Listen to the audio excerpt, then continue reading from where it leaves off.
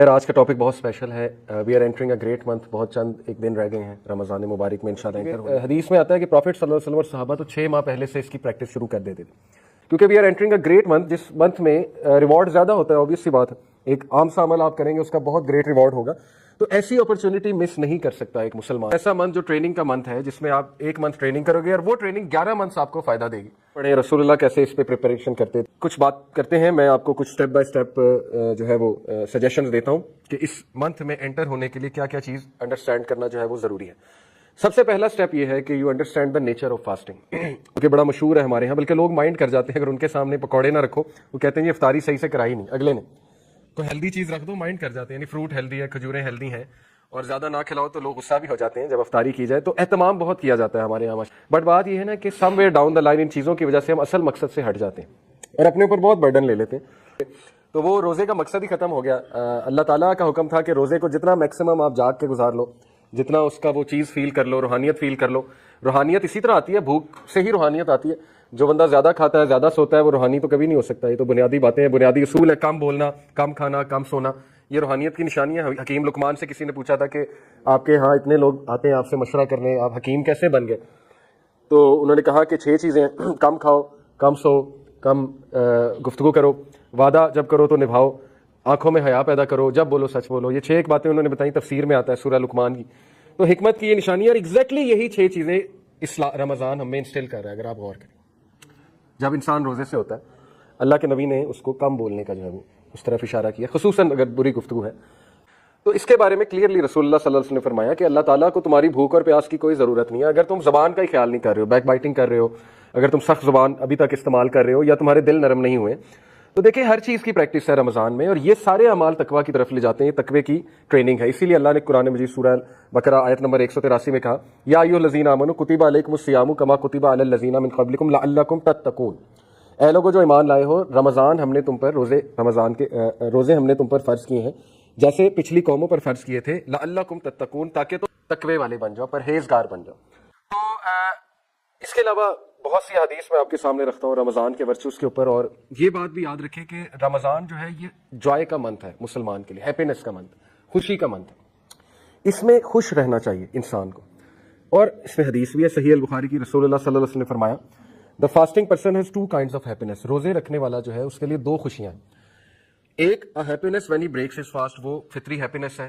خوشی کس بات کی ہوتی ہے کہ اللہ نے میرا روزہ قبول کیا انشاءاللہ, جب ہم دعا پڑھتے ہیں ظاہر ہے روزے افطاری کی. دوسرا خوشی یہ کہ جب انسان کی رگیں تر ہوتی ہیں, جب انسان جو ہے اس کی پیاس بجھتی ہے, انسان کھانا کھاتا ہے, اللہ کی نعمت کا شکر کرتا ہے اور مزید اپریشیٹ کرتا ہے. شکر گزاری ہمارے برین کے کچھ ایسے سینٹر سے جڑا ہوا ہے کہ وہاں سے ظاہر ہے کچھ کیمیکلز ریلیز ہوتے ہیں, جو سیروٹونن جیسے ہیپینس کا کیمیکل ہے. یہ ہیپینس کے کیمیکلز ہیں جو گریٹیٹیوڈ والے رویے سے ایکسکریٹ ہوتے ہیں, آپ کہہ لیں نکلتے ہیں. تو شکر گزاری ہمیں سکھاتا ہے رمضان, ایک تو یہ. دوسرا happiness when he meets his lord, دوسری خوشی ہوگی جب وہ اپنے رب سے ملاقات کرے گا, کیونکہ اللہ تعالیٰ جو ہے وہ روزے داروں کی خاص جو ہے وہ ظاہر ہے ان کو ٹریٹ کریں گے قیامت والے دن. بلکہ حدیث میں آتا ہے کہ ایک خاص دروازہ جنت کا وہ روزے داروں کے لیے, وہاں سے روزے دار گزریں گے. تو اس قدر یہ امپورٹنٹ منتھ ہے کہ اس کی حوالے سے رسول اللہ صلی اللہ علیہ وسلم 6 ماہ پہلے سے ٹریننگ شروع کر دیتے تھے. اور ٹریننگ سے کیا مراد ہے؟ دیکھیں, ہم نے رمضان میں اگر ایک گول بنایا کہ ہم نے عبادات زیادہ کرنی ہے, تو اس کے لیے آپ کو ابھی سے عبادات بڑھانی پڑیں گی. اس سے کیا مراد ہے؟ اگر آپ نماز آپ کی 5 منٹ کی ہے یا 6 منٹ کی ہے, 4 فرض نماز, تو آپ اس کو 10 منٹ پہ لے جائیں اسٹیمنا بڑھانے کے لیے. اگر آپ صرف ابھی سنتیں نہیں پڑھ رہے, صرف فرائض پڑھ رہے ہیں, جو کہ بہت سے ہم لوگوں کی عادت بن چکی ہے, تو آپ 12 سنت کو واپس لے کر آئیں ابھی سے. کیونکہ پروفٹ صلی اللہ علیہ وسلم نے کہا کہ جو شخص دن میں 12 سنتیں ادا کرتا ہے, فجر کی 2, ظہر کی 4 اور 2 8 ہو گئیں, مغرب کی 2 10 ہو گئی, اور عشاء کی 2. یہ حدیث صحیح حدیث سے ثابت ہے.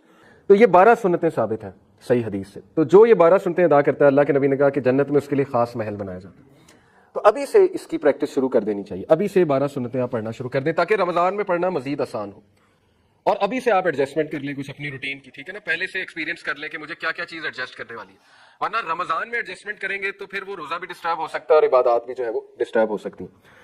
اسی طرح مثال کے طور پہ آپ کہتے ہیں میں قرآن زیادہ پڑھوں گا رمضان میں, تو آپ ابھی سے وہ عادت ڈالیں. آپ اپنی سنتیں جو ہیں ان میں سورہ اخلاص کی جگہ اور سورج پڑھیں. اس سے کیا ہوگا, آپ کی نماز میں ایک آپ کو خشیت بھی فیل ہوگی, ٹھیک ہے نا, آپ زیادہ صورتیں پڑھیں گے, آپ کی توجہ بھی نماز کی طرف آئے گی.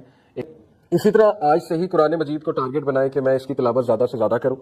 تاکہ جب منتھ آف رمضان آئے تو میرے لیے کوئی ایک دم سے نئی چیز نہ ہو, پہلے سے اسٹیمنا بلڈ ہوا ہوا ہے, پہلے سے تھوڑی ایکسرسائز کی ہوئی ہے, تو اس میں مزید دل نرم ہو جاتا ہے. یہ صحیح حدیث ہے مسند احمد کی. In it the gates of heaven are open. جنت کے دروازے کھول دیے جاتے ہیں, رحمت کے دروازے, جنت کے دروازے, دل نرم ہو جاتے ہیں, فیوریبل انوائرمنٹ ہے to change. And in it the gates of hellfire are closed. جہنم کے دروازے بند کر دیے جاتے ہیں. And in it the devils are chained. اور جو شیاطین ہے, شریر شیاطین ہے, وہ چین کر دیے جاتے ہیں جنہوں نے تباہی مچائی ہوتی ہے. And in it is a night that is better than 1,000 months. اور اس میں ایک رات ہے جو 1000 مہینوں سے بہتر ہے. Thus whoever is deprived of its good is truly deprived. لہذا جو بھی اس سے فائدہ نہ اٹھا سکا وہ واقعی ایک بدبخت انسان ہے, ٹرولی ڈپرائیوڈ انسان ہے. اسلاف کی دعائیں دیکھیں تو وہ اللہ کی بہت بہت بہت حمد بیان کرتے تھے. الحمدللہ رب العالمین, اللہم انت السلام منک السلام, تبارک یا ذا الجلال والاکرام, سبحان اللہ و بحمدہ عدد خلقی و رضا نفسی و زنۃ عرشی مداد کلماتہ. تو بہت لمبی چوڑی حمد اللہ سبحانہ و تعالیٰ کی حدیث میں بیان ہوئی ہے, اذکار میں آتی ہے صبح اور شام کے, وہ یاد کریں. جتنا آپ اللہ کی حمد و ثنا بیان کریں گے اپنی دعا میں, اتنا دعا مضبوط ہے اور اللہ بھی راضی ہوں گے, اللہ خوش ہوں گے. اللہ کو اپنی جو حمد و ثنا بہت پسند ہے. پھر ایسے اذکار نکالیں جن کی بہت زیادہ اہمیت ہے, یہ سرچ کریں. وہ کیا ہے؟ ایک حدیث میں آتا ہے کہ سبحان اللہ, الحمدللہ اور لا الہ الا اللہ, یہ اللہ کے عرش کے گرد چکر لگاتا ہے, یہ جو ورد ہے. اور جب آپ یہ ورد کرتے ہیں, کانٹیکسٹ بتا رہا ہوں حدیث کا, تو ظاہر ہے کہ یہ آپ کا ورد بھی اوپر جاتا ہے اور وہ بھی کے گرد چکر لگاتا ہے. تو یہ اتنا پاورفل ورد اور کچھ بھی نہیں ہے. درود ابراہیمی کی کتنی زیادہ فضیلت ہے, پھر ظاہر ہے استغفر اللہ توب الیہ کی کتنی فضیلت ہے. جو کوئی اللہ کا استغفار کرتا ہے اللہ اسے ہر مشکل سے نکال لیتا ہے, اللہ اس کا رزق بڑھاتا ہے. استغفار کے کتنے فائدے ہیں. تو ابھی سے اپنے دل کو, اپنی زبان کو, ابھی سے آپ کو تر کرنا پڑے گا اپنے ذکر کے ساتھ, تاکہ آپ کی پریکٹس ہے اور وہ ذکر جو ہے وہ جاری ہو جائے آپ کی زبان. یہ مسٹیک ہے, زیادہ تر لوگ رمضان کو as a month of practice لیتے ہیں, جبکہ اس سے پہلے پریکٹس ہے, اس منتھ میں اصل میں عمل ہے, اور وہ عمل آپ کو نیکسٹ 11 منتھس میں بہت زیادہ فائدہ دے گا.